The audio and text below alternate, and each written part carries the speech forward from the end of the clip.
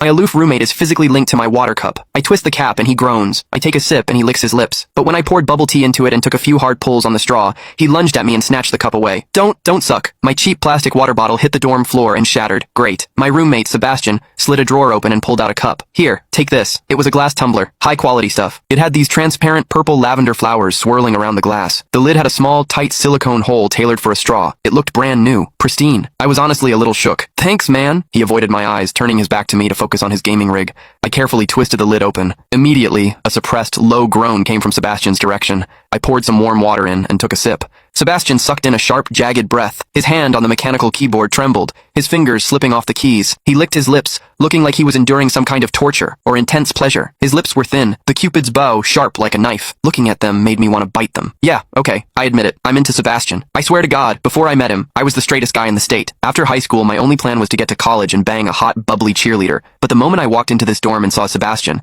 that plan went out the window. 4 years of college and he's the only one I want to mess around with. But I couldn't tell him. No way. I was terrified that if I spilled my guts, we wouldn't even be friends anymore. Because Sebastian is straight. Like, painfully straight. Only 2 weeks ago, he turned down a senior, a varsity swimmer, total stud, who asked him out. After that, Sebastian came back to the room and sat at his desk with a face like thunder for hours. The guy must be a raging homophobe. Maybe it was because the cup was a gift from my crush, but that warm water tasted sweeter than usual. It had a weirdly good aftertaste. I grabbed a straw from my desk and shoved it deep into the hole on the lid. The second I did, a strangled moan ripped out of Sebastian's throat. He bolted up and sprinted into the bathroom. Weird. We were just gaming. Why the hell did he suddenly need a shower? He didn't even grab a change of clothes or a towel. My hearing has always been too good for my own good. Through the thin bathroom door, I heard whimpery, muffled sounds. Soft, hot, suppressed. As a dude, I knew exactly what that sound was. He was jerking off. When I get horny, I usually wait until lights out and hide under the covers like a rat. But Sebastian, it's the middle of the damn day and he just goes for it? Talk about high testosterone. Sebastian is gorgeous. He's got that cold, don't touch me vibe, but his eyes are sharp, almost like a fox. He looks like a priest who's secretly a sinner, tempting as hell. I've heard people say his smile is killer,